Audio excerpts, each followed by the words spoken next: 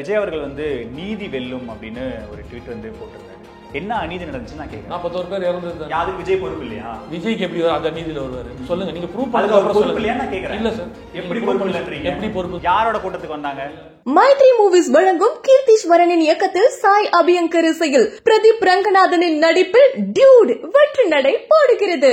நீ கேட்ட எல்லா கேள்விக்கும் சுப்ரீம் கோர்ட்ல இருக்கு. நாங்க கேட்டது என்ன, நாங்க என்ன தாவேகா கேட்டது என்ன அப்படின்னா, எங்களுக்கு நாங்கள் வைக்கிற குற்றச்சாட்டே இந்த காவல்துறை மீது தான். அந்த காவல்துறை யார்கிட்ட இருக்கு? முதலமைச்சர் கிட்ட இருக்கு. அதனால தமிழக காவல்துறை வைக்கிற குற்றச்சாட்டை முதலமைச்சரே பார்க்கும்போது எப்படி சரிப்பட்டு வரும்? வெறும் சிபிஐ அல்லாமல் அந்த சிபிஐயை பார்த்துக்கொள்ள, அதாவது அவங்கள மானிட்டர் பண்றதுக்காக ஒரு ஐஜி லெவல்ல இருக்கு. அதுவும் தமிழ்நாட்டு ஐஜி இல்லாம, தமிழ்நாட்டை சேர்ந்தவர்கள் இல்லாத ஒரு 2 ஐஜியை போட்டு. அது உங்களுக்கு ஓகேவா? தமிழ்நாட்டை சேர்ந்தது ஏன் இப்போ ரொம்ப சிம்பிளா கேட்கல. ஏன் அப்படி கோர்ட் அந்த இடத்துக்கு நீங்க சப்போர்ட் பண்றீங்க? தமிழக அதிகாரிகள்னா ஒருதலை பட்சமா இருப்பாங்கன்னு நீங்க சந்தேகப்படுறீங்க? Nobody has a special right. இப்போ நீங்க அருணா ஜெகதீஷ் அவங்க என்ன வேணாலும் எழுதலாம். எப்படி எழுத முடியும்? தாராளமா எழுதலாம் sir. It is not an investigation sir. First ஏன் it's a fact file checking தான். நான் சொல்லட்டுமா, நான் போய் அருணா ஜெகதீஷன் இருந்துச்சு, நான் உறுப்பாளை கமிஷன்ல நேரா போயிட்டு நான் 3 நாள் அங்க இருந்தேன், மக்கள்லாம் இது சொன்னாங்கன்னு சொன்னா அதையும் எழுதி சிபிஐ கிட்ட சொன்னீங்க, போய் சொன்னீங்கனாலே எழுதி வச்சுப்பாங்க. எல்லா விசாரணைக்கு வரையும் அப்படிதான் நடக்கும். அருணா ஜெகதீஷன் இன்வெஸ்டிகேட் பண்ண மாட்டாங்கன்ற முடிவுக்கு எப்படி நீங்க வரீங்க? அவங்க விசாரிக்கவே மாட்டாங்கன்றீங்க. அவங்க ஏதோ ஒரு டைப்ரைட்டர் மாதிரியே பேசுறீங்க. அவ்வளவுதான். they cannot take any action. அப்ப சிபிஐ மேல மட்டும் உங்களுக்கு எப்படி நம்பிக்கை வந்துச்சு? யார வேணாலும் கூப்பிட்டு கேட்கலாம் உங்க மேல. இப்போ உதாரணத்துக்கு ஒரு எக்ஸ பத்தி சொல்லிருக்காங்க, சத்விக மார்க்கோன்னு.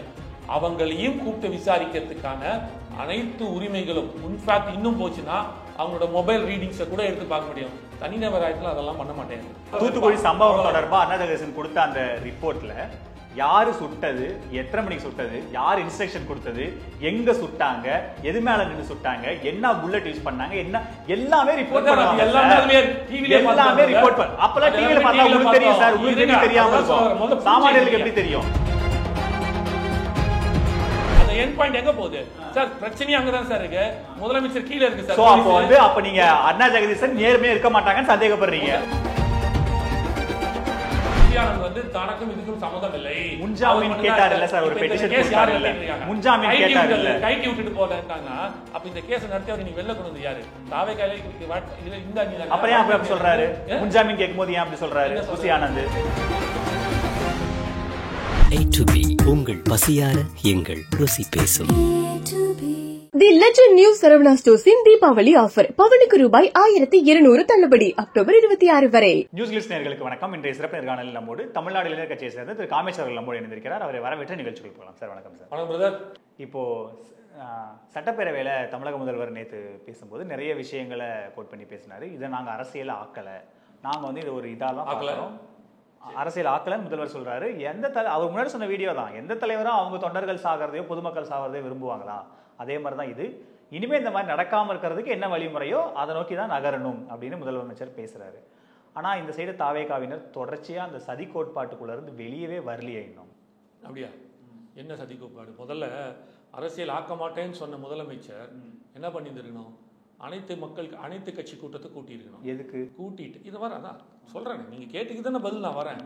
அனைத்து கட்சி கூட்டத்தை கூட்டி கட்சியில் இல்லாதவர்களையும் சரி, இது யாரை பத்தி பேசுறீங்க? தாவேகா பத்தி தான் அவர் பேசிட்டு இருக்காரு.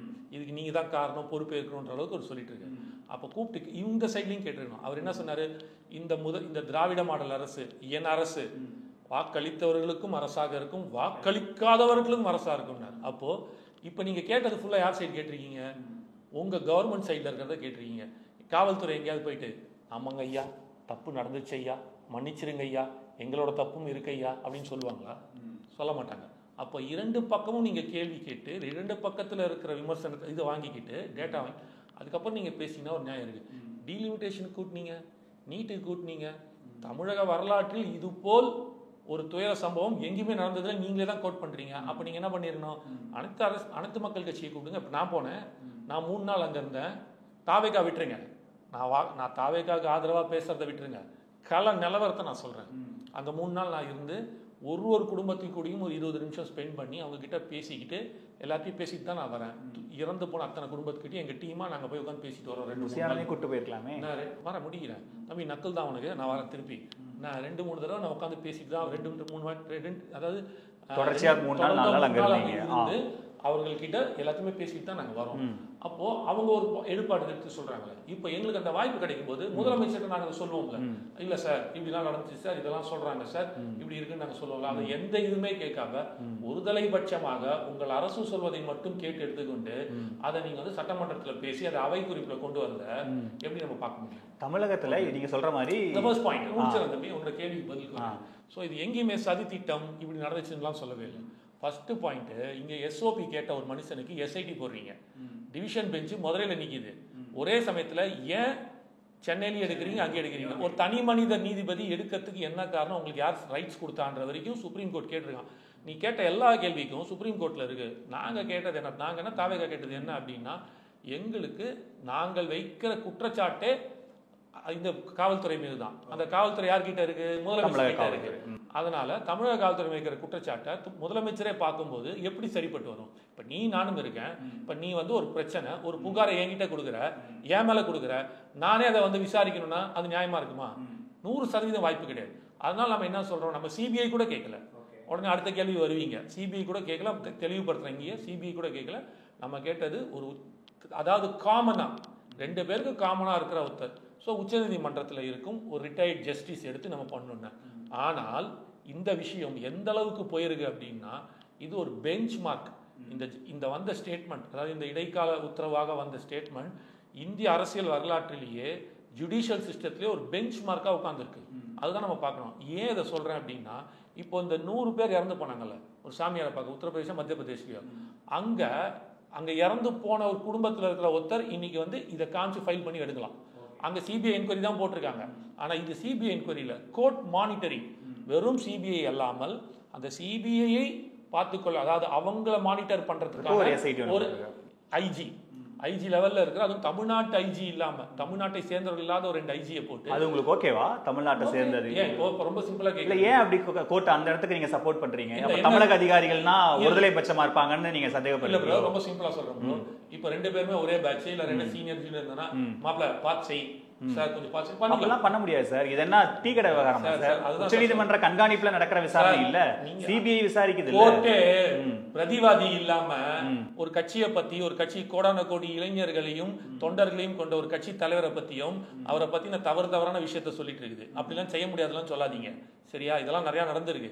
இங்க தேவைப்பட்டது இப்ப 2வது நாங்க வைக்கல, சுப்ரீம் கோர்ட் கொடுத்த ஆர்டர், அந்த ஆர்டரை நம்ம மதிக்கிறோம், அவ்வளவுதான். அது தமிழகம் இல்லாத 2 ஐஜின்னு சொல்றாங்க. இல்ல அது உங்களுக்கு ஓகேவான்னு கேக்குறேன். அப்போ தமிழக நிறைய மூத்த பத்திரிகையாளர்கள் என்ன சொல்றாங்கன்னா, தமிழக இல்ல அவங்க என்ன சொல்றாங்கன்னா, அது ஒரு சின்ன கிளாரிபிகேஷன் தான். தமிழக அதிகாரிகள் இல்லாம இருக்கணும் அப்படின்னா அப்ப தமிழர்கள் எல்லாம் ஒருதலை வச்ச பார்ப்பாங்கன்றது தாவேகா ஏத்துக்குதா? அப்போ தமிழர்கள் மேல வைக்கிற இந்த விமர்சனத்துக்கு தாவேகா அக்செப்ட் பண்ணிக்கலாம்னு கேக்குறாங்க. ரொம்ப சிம்பிள். நம்ம போய் கேட்டது, எனக்கு தமிழக அதிகாரி இல்லாத ஒரு அதிகாரிகள் போடுங்க, சிபிஐ போடுங்கலாம் எதுவுமே கேட்கல. நம்ம கேட்டது ஒன்னே ஒண்ணுதான். நம்ம அதை தாவேகா கேட்டது ஒன்னே ஒண்ணுதான். உச்சநீதிமன்றத்தின் மேற்பார்வையில் இருக்கணும், அது ரிட்டையர்ட் ஜஸ்டிஸா போடுங்க, இவ்வளவுதான் கேட்டோம். அவங்க ஒரு ஃபார்மேஷன் பண்ணி கொண்டு வராங்க. அந்த ஃபார்மேஷன் சிபிஐ என்கொயரி இல்ல, அந்த ஃபார்மேஷன் உங்களுக்கு ஏற்புடையதான் கேக்குறேன். கண்டிப்பாக இருக்கணும். எப்படி நாம நேத்து முதலமைச்சர் சட்டப்பேரவையில பதிவு பண்றாரு, இது எப்படி போடுவீங்க? இதை நாங்க திரும்ப பெட்டிஷன் போடுறோம். தமிழக முதல்வர் தமிழ்நாட்டை சேர்ந்தவருக்கு அது ஒருவர் குத்துதல், என்னடா நம்மால் ஒருதலை பட்சமா இருப்பாங்கன்னு நீதிமன்றம் நினைக்கலையேங்கிற ஒரு கில்ட் இருக்குல்ல, உங்களுக்கு ஏன் அது இல்லாம போச்சு? அப்ப அஜித் குமார் வழக்குக்கு ஏன் சார் சிபிஐக்கு போனீங்க? அப்ப எதிர்கட்சியா இருக்கும்போது நான் பட்டியல் போட்டுமா? அந்த அவங்க இறந்து போனாங்களே, அவங்க பேரு விஷ்ணு வழக்கு சிபிஐக்கு போனதுல பிரச்சனை இல்ல, சிபிஐக்கு போனதுல பிரச்சனை இல்ல, நீதிமன்றம் ஒரு அப்சர்வேஷன் கொடுக்குது இல்ல சார். உங்கள் காவல்துறையில இருக்கிறதுக்கு அப்ப உங்களுக்கு உங்க காவல்துறை மேல நம்பிக்கை இல்ல. அஜித் குமார் வழக்கை கொண்டு போயிட்டு ஏன் சிபிஐக்கு கொடுத்தீங்க? எதிர்கட்சியா இருக்கும்போது இத்தனை லிஸ்ட் கொடுத்தீங்களே, தூத்துக்குடி, அப்புறம் வந்து அது பேர் குட்கா வழக்கு, அதுக்கப்புறம் அந்த விஷ்ணு பிரியா இருந்தாங்க டிஎஸ்பி. ஏன் அந்த டிஎஸ்பி தமிழக இதுல இருக்கிறவங்க யாரும் தெளிவா எடுக்க மாட்டாங்க? பதில் இதுக்கு என்ன அரசு சார்பா என்ன பதில் சொல்லப்பட்டுச்சுன்னா, அஜித் குமார் வழக்குல சம்பந்தப்பட்டதே காவல்துறை தான், காவல்துறை மரணம் தான். அதேதான் இங்க தேவையில்லாத கான்ஸ்பிரசி இருக்கும், தேவையில்லாத சக்திகள் உண்டாகும்னு சிபிஐக்கு மாட்டாங்க. நான் ஃபர்ஸ்டே சொன்னேன், இதெல்லாம் உங்களுக்கு இல்ல, அதேதான் ஃபர்ஸ்டே சொன்னேன். இந்த இடத்துல இருக்கிற குறைபாடு வழக்கே யார் மேல இருக்குன்னா, இங்க சட்டத்தில் இருக்கும், அதாவது சட்டத்தில் இருக்கும் இந்த சென்ஸ் என்னன்னா, காவல்துறைக்கும் தாவேகாவுக்கும் தான் இங்க பிரச்சனையே. தாவேகா வச்சதே என்ன? நீங்க கொடுத்த பர்மிஷன் நீங்க சரிப்பட்டு காவல்துறை கொடுக்கல, அதேதான் அங்க அதே வரும்போது இங்க இது வருது. இங்க காவல்துறை விசாரிக்கல சார், ஓய்வு பெற்ற நீதிபதி அருணா ஜெகதீசன் தானே விசாரிக்கிறாங்க. அப்ப ஒரு நபர் கமிஷன் தானே, அது நீதிமன்றம் நியமிச்சது சார். Simple as that. இப்ப நீங்க சொன்னீங்க தெரியுமா நீதிமன்றம் நியமிச்சதுன்னு, இதேதான் நீதிமன்றம் இங்க நியமிச்சது. நீதிபதி போது நம்ம ஒண்ணும் கேட்க முடியாது, அது அவங்களோட பாயிண்ட். இப்ப நம்ம அவங்க போய் கேட்டா என்ன சொல்லுவாங்கன்னா, நீங்க ஒரு கோர்ட்டோட ப்ராசஸிங்ல நீங்க தலையிடாதீங்க, அது நீங்க சொல்லக்கூடாது எனக்கு. அவங்க சொல்லுவாங்க, ஏன்னா தே ஹேவ் எவ்ரி ரைட்ஸ். இப்ப நீங்க இப்ப தமிழக அரசு போகுதுன்னு சொல்றீங்கல்ல, இதேதான் அவங்களுக்கும் சொல்லுவாங்க, யார் இருக்கணும் யார் இருக்கக்கூடாது நீங்க சொல்லாதீங்க, ப்ராசஸ்க்கு ஒத்துழைக்க வேண்டியது தமிழக அரசோட வேலைம்பாங்க. இப்ப இந்த ப்ராசஸ்லேயே சொல்றேன் இது எப்படி இருக்குன்றது. ஏன் இது வந்து ஒரு மைல் ஸ்டோன் சொல்றேன் அப்படின்னா, இந்த சிபிஐ மட்டும் இல்ல, ஏன்னா ஜெனரலா சிபிஐ பண்ணா என்ன ஆகும், வருஷ கணக்கில் நடக்கும், அது கேஸ் வந்துச்சா வரலன்னு தெரிஞ்சிடும். விஜயா தான் சொல்றாரு, ஆதவர்ஜனாவே அதான் சொல்றாங்க. ஆனா இது சிபிஐ தாண்டி, ஒருவேளை வெறும் சிபிஐ மட்டும் இருந்திருந்தா நம்ம திருப்பி கேட்டிருப்போம் அப்பீல். இது சிபிஐ தாண்டி ஒரு 2 ஐஜி போடுறாங்க. அந்த சிபிஐ இன்வெஸ்டிகேஷன் அந்த ஐஜி வந்து கண்ட்ரோல் பண்ண போறாங்க, மானிட்டர் பண்ண போறாங்க. அதை அஜித் ரஸ்தோகி அவர் மானிட்டர் பண்றாரு. It is not alone him. நீங்க சொன்னீங்க அருணா ஜெகதீஷன் சொன்னீங்கல்ல, it is not alone him. அவருக்கு மேல 3 பேர் கொண்ட ஒரு பெஞ்ச்ல Supreme Court is going to monitor, court monitoring அப்படின்றாங்க. அதுதான் ஃபர்ஸ்ட் டைம் கொண்டு வராங்க எனக்கு தெரிஞ்ச வரைக்கும், வேற எங்க இருக்குன்னு தெரியல. இந்த கோர்ட் மானிட்டரிங் வேலை என்ன அப்படின்னா, exclusively nobody has a special rights. இப்போ நீங்க அருணா ஜெகதீஷன் அவங்க என்ன வேணாலும் எழுதலாம், எப்படி எழுத முடியும், தாராளமா எழுதலாம் sir. It is not investigation sir. First ஏன் it's a fact file checking தான். நான் சொல்லட்டுமா, நான் போய் இப்போ அருணா ஜெகதீஷன் இருந்துச்சு, நான் உறுப்பாளை கமிஷன்ல நேரா போயிட்டு நான் 3 நாள் அங்க இருந்தேன், மக்கள்லாம் இது சொன்னாங்கன்னு சொன்னா அதையும் எழுதி சிபிஐ கிட்ட சொன்னீங்க போய் சொன்னீங்கனாலும் எழுதி வச்சுப்பாங்க. எல்லா விசாரணையும் அப்படிதான் நடக்கும். அருணா ஜெகதீஷன் இன்வெஸ்டிகேட் பண்ண மாட்டாங்கன்ற முடிவுக்கு எப்படி நீங்க வரீங்க? இன்வெஸ்டிகேஷனே கிடையாது, வேற என்ன பண்ணுவாங்க அவங்க? சும்மா வேடிக்கை பார்த்துட்டு வருவாங்க நினைக்கிறீங்களா என்ன? முதல்ல அது புரிஞ்சுங்க, அது இன்வெஸ்டிகேஷன் இல்ல சார். இன்வெஸ்டிகேஷன் ஒரு நபர் ஆணையம் என்ன சார் பண்ணுவாங்க? என்ன பண்ணுங்க சார்? அப்படிலாம் கிடையாது.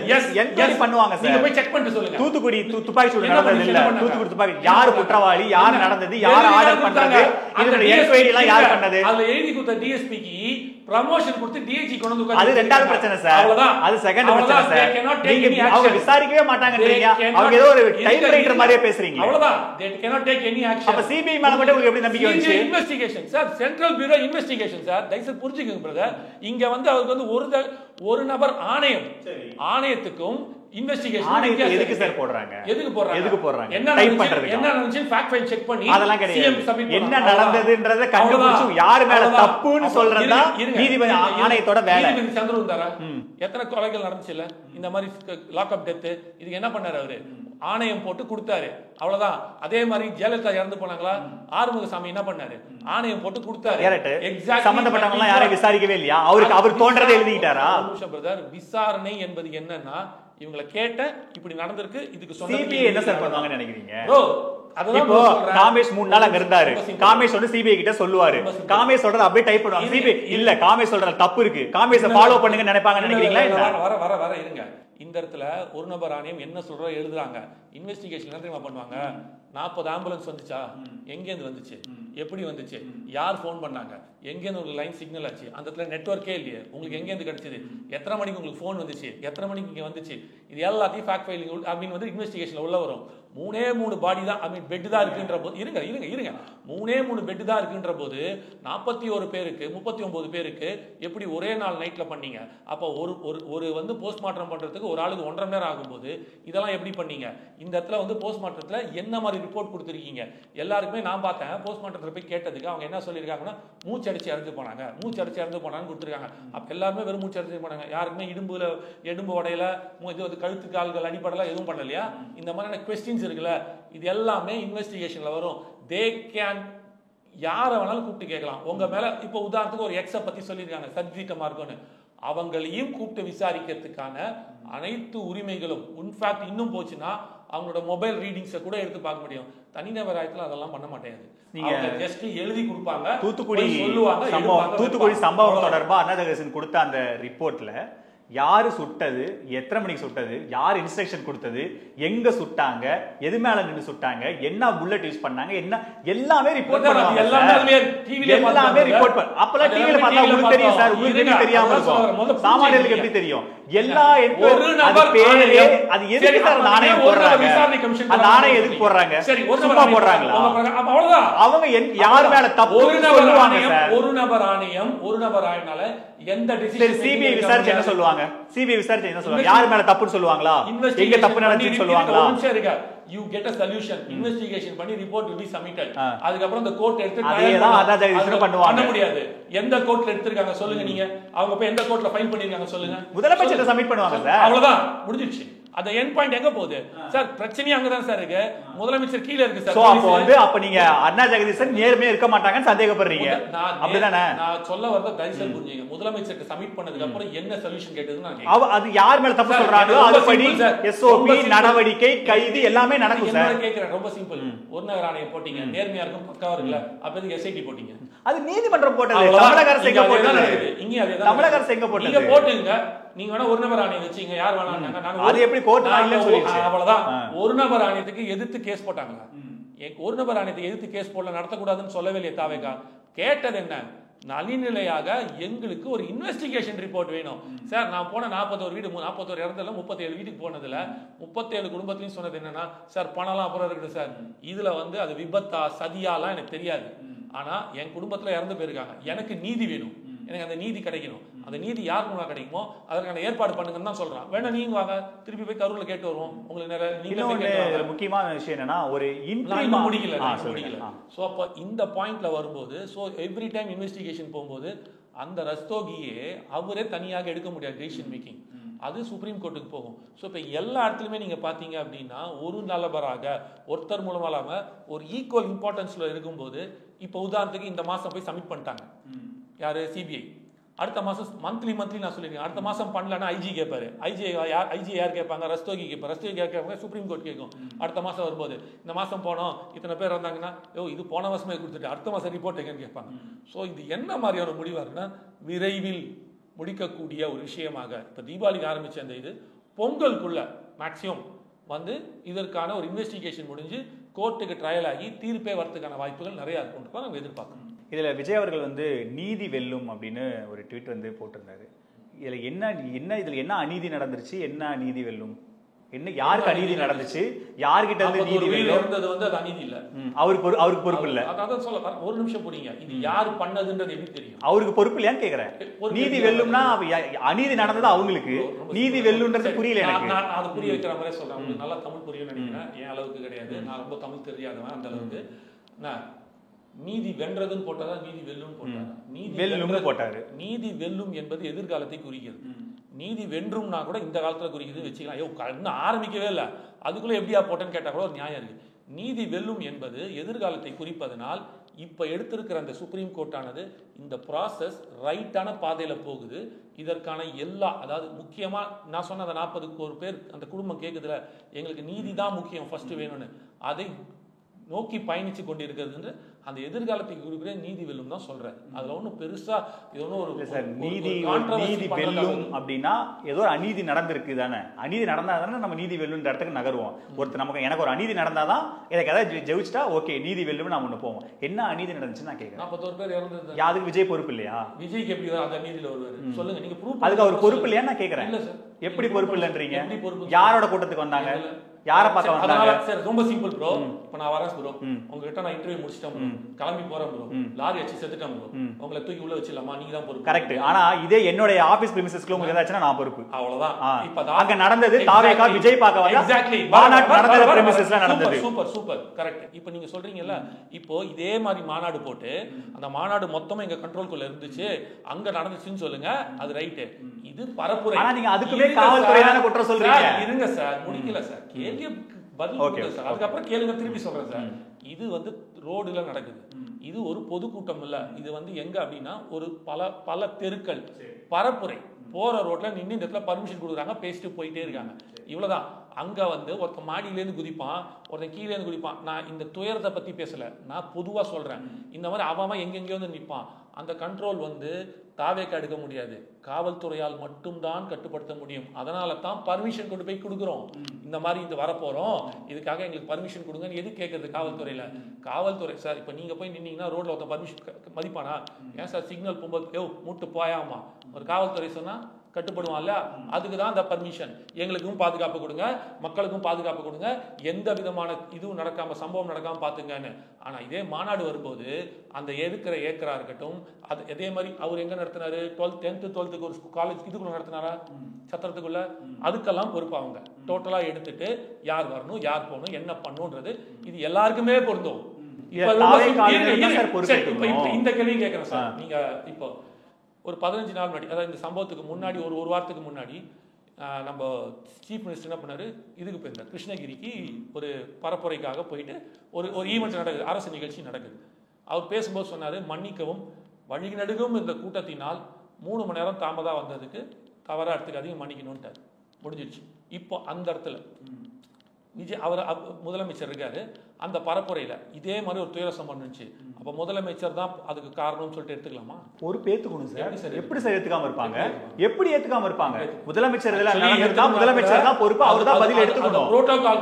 ஆனா இதுல கேளுங்க, நீங்க வேற ஒரு கட்சி நிகழ்வுல நடந்த பரப்புரைக்கு நீங்க முதல்வர் பொறுப்பேத்துக்க சொல்றீங்க.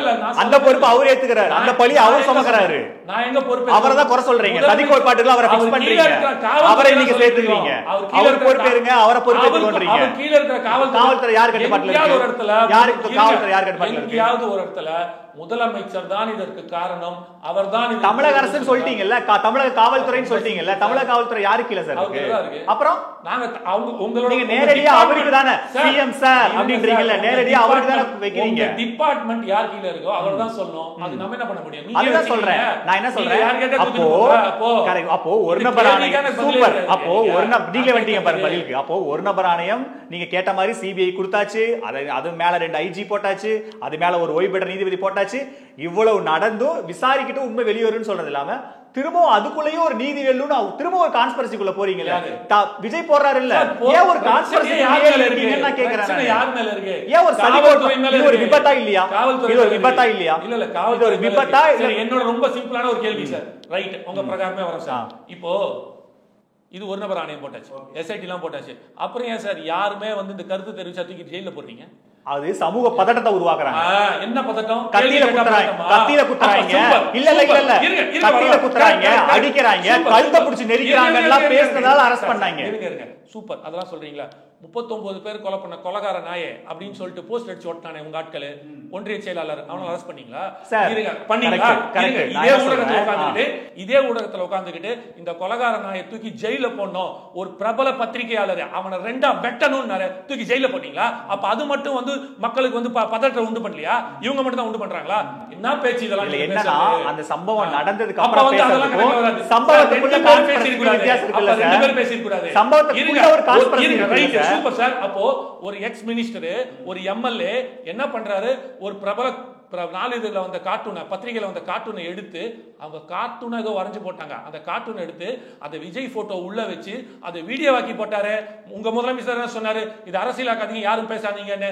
அப்ப ஏன் சார் அதை போட்டாரு? அது கண்டிக்கவே இல்லையா? அவரு கண்டிக்க வேண்டியதானே, ஏன் கண்டிக்காம விட்டீங்க? அப்ப நீங்க எல்லாம் வேணாலும் பேசுவீங்க, நாங்க அமைதியா இருக்கணும். எங்க பசங்க யாராவது ஒரு வர்ச்சுவல் வாரியர்ஸ் ஒரு விஷயத்தை எடுத்து போட்டா 25 பேர் அரெஸ்ட் பண்ணி கேஸ் போட்டு உள்ள வச்சிருக்கீங்க. ஒரு இது இப்படிலாம் நடந்திருக்கலாமா அப்படின்னு கேட்டதுக்கு ஒரு யூடியூப் பத்திரிகையாளர் 2 பேரையும் ஒரு எக்ஸ் ஐபிஎஸ் ஆபீசர் இப்படிலாம் இருக்கும்னு அவருக்கு சொல்றாரு. நான் என்னோட எக்ஸ்பீரியன்ஸ்ல சொல்றதை தூக்கி உள்ள வைப்பீங்க. நீங்க எவன் பேசினாலும் அகைன்ஸ்டா பேசினா உள்ள வைப்பீங்க. ஆனா உங்களுக்கு ஃபாரா பேசின எவனையும் தடுக்க கூட மாட்டீங்க. ஏன் பேசுன்னு கேள்வி கூட கேட்க மாட்டீங்க. அதுக்கு இந்த கேள்வியா அது இப்படி எடுத்துக்க முடியுமா நம்ம? அதனால தான் நாங்க சொல்றோம் அங்க போங்கன்றோம். எடுக்கும் போது தூக்கி உள்ள வைக்கிறீங்க சார். இது முதல்ல கிரிமினல் கேஸே கிடையாது. சுப்ரீம் கோர்ட் கேட்டுச்சா கேட்கலையா? இது கிரிமினல் கேஸ் கிடையாது. கிரிமினல் கேஸ் இல்லாம 3 பேரை எதுக்கு சார் நீங்க வந்து இது பண்ணி நீங்க சமூக பதட்டத்தை உருவாக்குனா பப்ளிக் நியூசன்ஸ் அரெஸ்ட் பண்ண முடியும் சார். சட்டத்துல இடம் இருக்கு சார். அதுக்கு அததான் உங்க சட்டத்தை உங்களுக்கு அப்போ இதே தான் அவனும் பண்றான். இல்லன்னு ஒருத்தன் சொல்லும்போது இருக்குன்னு ஒருத்தன் பண்றாங்கல. என்ன சிக்கல்? ஒரு நிமிஷம் இருங்க சார், ஒரு நிமிஷம் இருங்க, ஒரே செகண்ட் நான் எனக்கு கிளாரிஃபை ஒரே செகண்ட் இருங்க. இதுக்கு மட்டும் சொல்லுங்க. நீங்க சொன்ன அதே பாயிண்ட் வரேன். மதிய அழகனை அரெஸ்ட் பண்றீங்க, இன்னொரு செல்வராஜ் அரெஸ்ட் பண்றீங்க, இவங்க 2 பேரும் அரெஸ்ட் பண்ணி A1ல போட்டு உள்ள பவுண்டராஜ் அரெஸ்ட் பண்ணி உள்ள போறீங்க. என்ன சமூக பதற்றத்தை பண்ணிட்டாங்க? இது சிவில் கேஸ். சுப்ரீம் கோர்ட்டே சொல்லுது. நீ எப்படி கிரிமினல் கேஸா மாத்துறேன்னு கேக்குது. எப்படி கிரிமினல் கேஸா மாத்துனது? இது என்ன பிளான் பண்ணி பாம்பு வச்சு இல்ல இது பண்ணதா, ரயட் பண்ணதா? இது நடந்தது விபத்து எப்படி உங்களுக்கு வந்து கிரிமினல் கேஸ் ஆகும்? எவனோ ஒருத்தன் வந்து வண்டியில இடிச்சுட்டு போறான், அதுக்கு ஏன் நீங்க வந்து விஜய் மேல எஃப்ஐஆர் போடலான்னு கேக்குறீங்க? ரொம்ப இருக்க. இப்ப இருங்க, இப்ப 2 பேரு நீங்களும் நானும் வண்டியில இடிச்சுக்கிட்டோம், நம்ம காம்ப்ரமைஸ் ஆயிட்டோம், கேஸே ஆகல, எதுக்கு எஃப்ஐஆர் போடுறதுக்கு? என்ன கேள்வி இது? அப்ப இதெல்லாம் கேட்டிருந்தா நீதிமன்ற அவமதிப்பு, நீதிபதி வந்து கொடுத்த தீர்ப்புக்கு எதிர்த்து பேசுனீங்க அப்படின்னு சொல்லிட்டு உள்ள போடுவீங்க.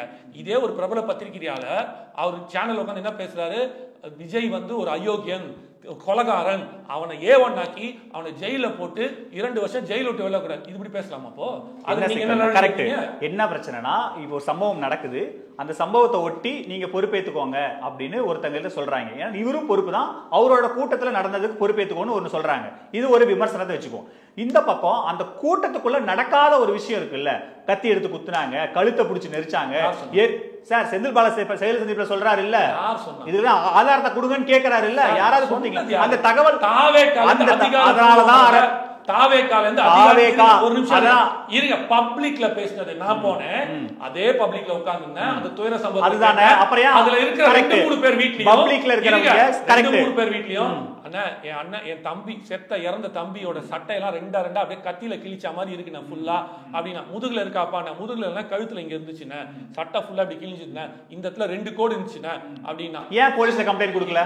ஏன் சம்பந்தப்பட்ட ஒரு போலீஸ்ல கம்ப்ளைண்ட் கொடுக்கல? ரிப்போர்ட் கொடுத்தாச்சு, போயாச்சு. இது எல்லாமே சிபிஐக்கு போகும், ரிப்போர்ட் போயிருக்கு. நான் என்ன சொன்னேன், அப்படியாண்ணா நான் எதுவுமே கேட்கல, அது கத்தியில படணும்ன்ற அவசியம் இல்லை, கால் மிதிச்சு சேர்த்தும் போது அங்க இருக்கிற கல்லு கூட கிழிச்சிருக்கு. Correct, super. நீங்க அப்போ எப்படி பாசிபிலிட்டி வேணா இருக்கு, ஆனா நீங்க ஒரு பதட்டத்தை உருவாக்குற மாதிரி குத்துனாங்க பண்ணாங்க போது அப்போ நீங்க அரெஸ்ட் பண்ணாதான் செய்வாங்க. அது காமன் இல்ல, யாரா இருந்தாலும் அரெஸ்ட் பண்ணாதான் செய்வாங்க. அது தாவேகாவினரா இருக்கணும் அவசியம் இல்லை. அரெஸ்ட் பண்ணுங்க, மதியாளர்கள் சொன்னாங்க, பவுண்டராஜ் சொன்னாங்க சார், அந்த அவர் அரெஸ்ட் பண்ணுங்க சார். அவர் புசியானந்த் பண்ணாத. கரெக்ட். புசியானந்த் என்ன சொல்றாருன்னா, நான் எனக்கு இதுக்கு சம்பந்தம் இல்லைங்க, அவர்தான் காரணம், அவர் அரெஸ்ட் பண்ணுங்கன்னு சொல்லிட்டாரு சார். அவர்தான் சார் ஆர்கனைசர்னு சொல்லிட்டாங்க சார். பெட்டிஷன்ல இல்லவே இல்லையா சார்? அவர் கொடுத்த பெட்டிஷன்ல இல்லவே இல்லையா அந்த வார்த்தை? அததான் சொல்றேன்ல, நீங்க ஏதோ ஒரு வேர்ட் வச்சிட்டு பேசாதீங்க. அதுல என்ன சொல்லி வேர்ட் இல்ல, அந்த பெட்டிஷனை படிச்சிட்டு தான் நான் உங்கள்ட்ட கேள்வி கேக்குறேன். சொல்ல வரேன், அதுல என்ன, அது பர்மிஷன் யார் எடுத்தது? இப்ப கேக்கும்போது என்ன கேக்குறாங்க, இதுக்கு யார் சம்பவம் சார்? இதுக்கு வந்து பர்மிஷன் அந்த இருக்கிற மாவட்ட செயலாளர் தான் லெட்டர் கொடுத்திருக்காரு பர்மிஷன். இந்த பரப்புரைக்கு, அந்த பரப்புரைக்கு பர்மிஷன் அவர் தான் சார் எடுத்திருக்காரு, அதனால அவர்கிட்ட தான் சார் வருதுன்னு தான் சொல்லியிருக்காங்க. ஆனா அதை சொல்லும் போது என்ன சொல்லிட்டாங்க, உடனே புசியானந்த் வந்து தனக்கும் இதுக்கும் சம்மதம் இல்லை, முன்ஜாமீன் கேட்டார் இல்ல சார், ஒரு பெட்டிஷன் கொடுத்தாரு இல்ல, முன்ஜாமீன் கேட்டார் இல்ல, கைக்கு விட்டுட்டு போறேன்ட்டாங்க. அப்ப இந்த கேஸ் நடத்தி நீங்க வெளில கொண்டு வந்து யாரு? தாவேகால இல்ல இந்த அப்புறம் ஏன் அப்படி சொல்றாரு? முன்ஜாமீன் கேக்கும்போது ஏன் அப்படி சொல்றாரு புசியானந்த்? இந்த நான் ஆர்கனைஸ் பண்ணலங்க, அவங்க தான் ஆர்கனைஸ் பண்ணாங்க, அவங்க தான் மாவட்ட செயலாளர் சொல்றாங்க. என்ன கேட்டாங்களோ அது பதில் சொல்லணும். இந்த லெட்டர் யார் கொடுத்ததுன்னு கேட்டாங்கன்னா அவங்க கொடுத்தாங்க, காவல்துறையில போய் அனுமதி, நான் தான் பண்ணேன் எப்படி சூப்பர். காவல்துறையில போய் யார அனுமதி லெட்டரை கொடுத்துட்டு செய்தியாளர் சந்திப்புல 12 மணிக்கு தலைவர் பேசுவாருன்னு யாரு சொன்னது? கரூர்ல யார் கொடுத்தாங்க? புசியானந்த் பேசினார் இல்ல, மதிய அழகன்ற மாவட்ட செயலாளர். Correct sir. ஆனா நீங்க யாரை முன்னிலைப்படுத்துறீங்க? அங்க யாரோட கூட சேர்ந்து குடுக்குறீங்க? நீங்க குடுக்குற process தான் யார் செய்தியாளர் சொன்னது பேசுறது? வந்து சொன்னா மீடியால யார் வேணா பேசுவாங்க சார். மீடியா பர்சன் 1000 பேசிட்டு யார் வேணா பேசலாம், ஆனா பேசுறது கட்சியோட பொதுச் செயலாளர். அததான் சொல்ல வரல, நீங்க எல்லாமே தப்பா பாக்குறீங்க. நான் ஒண்ணும் பண்ண முடியாது. நான் தப்பா பார்க்கல. தாவேகாவினர் தான் எல்லாத்துக்குள்ள ஒரு கான்ஸ்பிரசி மிக்ஸ் பண்ணி தப்பா பாத்துட்டீங்க. நான் ப்ரூவ் பண்ணட்டுமா? முதல்ல கொடுத்த லெட்டர் என்னைக்கு தெரியுமா? இது 27 நடக்குது. 25ஆம் தேதி லெட்டர் கொடுக்குறாங்க. அந்த லெட்டர்ல என்ன கொடுக்குறாங்க தெரியுமா? லைட் ஹவுஸ் பக்கத்துல 1,20,000 சதுரடி கொண்ட ஒரு இடம் இருக்கு, காலிமனை. இதை நாங்கள் இது மூலமாக அளந்துட்டோம். யார் மூலமாக? சிவில் இன்ஜினியர் மூலம் அளந்து உங்களுக்கு அத்தாட்சியோட வைக்கிறோம். 10,000க்கும் மிகாமல் ஆட்கள் வருவாங்க, நீங்க எனக்கு பர்மிஷன் கொடுங்கன்னு கேட்குறாங்க. இது டிஎஸ்பி கையெழுத்து போட்டு அந்த லெட்டர் இருக்கு. அதுவும் மதியாளகம் தான் கொடுக்குறாரு, மாவட்ட செயலாளர் தான் கொடுக்குறாரு. சார் இது பொதுச் செயலாளர் கூட போயிருப்பார் இதெல்லாம் பார்க்கறதுக்கு. இருங்க நான் சொல்ல வரேன். அடுத்த நாள் அவங்க பர்மிஷன் கொடுக்கல. அடுத்த நாள் என்ன பண்றாங்க தெரியுமா? இந்த இடத்துல தான் கொடுப்போம்னு சொல்லிட்டு அங்க எங்கேயுமே 10,000 பேர் வராங்கன்னு கொடுக்கவே இல்லை. ஆனா அந்த ஃபர்ஸ்ட் லெட்டரையும் இந்த லெட்டரையும் மேட்ச் பண்றாங்க. 26ஆம் தேதி அன்னைக்கு ஒரு லெட்டர் போகுது, வேலுச்சாமிபுரம்னு சொல்லி அதே லெட்டர்ல வேற ஒரு லெட்டர் கொடுக்குறாங்க. மத்தியானம் 3 மணி இருக்கும், கிட்டத்தட்ட 3 மணி இருக்கும். சிடி நிர்மல்குமார் பேசும்போது சொல்றாரு, சார் நாளைக்கு இத்தனை நேரத்துக்கு நாங்கள் பண்ணணும், பர்மிஷன் கொடுக்கல, மணி 3 ஆகுது, இப்படிதான் ஒரு தடவையும் பண்றாங்க, எங்களால் வந்து ஆர்கனைஸே பண்ண முடியாத அளவுக்கு ப்ரெஷர் போகுது, நான் இதுக்கப்புறம் எப்படி நான் ஆர்கனைஸ் பண்றது, என்னென்ன பண்ணணும்னு இருக்கு, இதை தான் நாங்கள் சொல்லிட்டு இருக்கோம்னு அவர் வந்து சொல்றாரு. இதுக்கு தான் திருச்சியில் நடக்கும்போதே கோர்ட்ல போயிட்டு கேட்கிறாரு, இந்த மாதிரி பல நிபந்தனைகள் போடுறாங்க, பர்மிஷன் கிடைக்காம கஷ்டமா இருக்கும்போது கோர்ட்ல என்ன சொல்றாங்க, எல்லா அரசியல் கட்சி தலைவர்களும் இப்போ பரப்புரை ஆரம்பிச்சிட்டாங்க, எலெக்ஷன் வருது, அதனால கவர்மெண்ட் ஒரு SOP ஒரு ஆர்டர் ஃபார்ம் ஒன்று கிரியேட் பண்ணுங்க, ஒரு எல்லாருக்கும் ஈக்குவலா அதையே எல்லாருக்கிட்டையுமே மெயின்டைன் பண்ணுங்கன்னு சொல்றாங்க. முடிஞ்சு 1 மாசம் ஆகுது, இன்னி வரைக்கும் ஏன் சார் பண்ண முடியல? ஒரு 41 உயிரை ஒரே நாளுக்குள்ள நான் வரவே இருக்கிறேன். சூப்பர், நம்ம தமிழ்நாடு கவர்மெண்ட் எக்ஸ்ட்ராடினரியா ஒர்க் பண்ணிருக்குன்னு வச்சுக்கோங்க. 41 உயிரை ஒரே நாள்ல பல உயிர்களை காப்பாத்தி இவ்வளவுதான் மினிமைஸ் பண்ணிட்டாங்க. இதுக்கு மேல ஒரு உயிர் போகாம காப்பாத்திருக்காங்க. சூப்பர். 41 உயிர்களை காப்பாத்தி ஒரு நாளுக்குள்ள மறுகுறாய் முடிஞ்சு அந்த குடும்பத்துக்கு தேவையான எல்லாம் செய்யக்கூடிய இந்த அரசு, இவ்வளவு எஃபிஷியன்டான அரசால் 1 மாசம் ஆகியும் ஒரு ஸ்டாண்டர்ட் ப்ரொசீஜர் போட்டு கொடுக்க முடியலையா? ஏன் கொடுக்கல? கொடுத்தீங்கன்னா இத்தனை பிரச்சனை வந்திருக்காதுல்ல. அப்ப நான் அதையும் எடுத்து பேச முடியுமில்ல? மைத்ரி மூவிஸ் வழங்கும் கீர்த்திஸ்வரனின் இயக்கத்தில் சாய் அபியங்கர் இசையில் பிரதீப் ரங்கநாதனின் நடிப்பில் டியூட் வெற்றி நடை போடுகிறது. A to B உங்கள் பசியார எங்கள் ருசி பேசும். தி லெஜண்ட் நியூ சரவணா ஸ்டோர்ஸின் தீபாவளி ஆஃபர். பவனுக்கு ரூபாய் 1200 தள்ளுபடி. அக்டோபர் 26 வரை.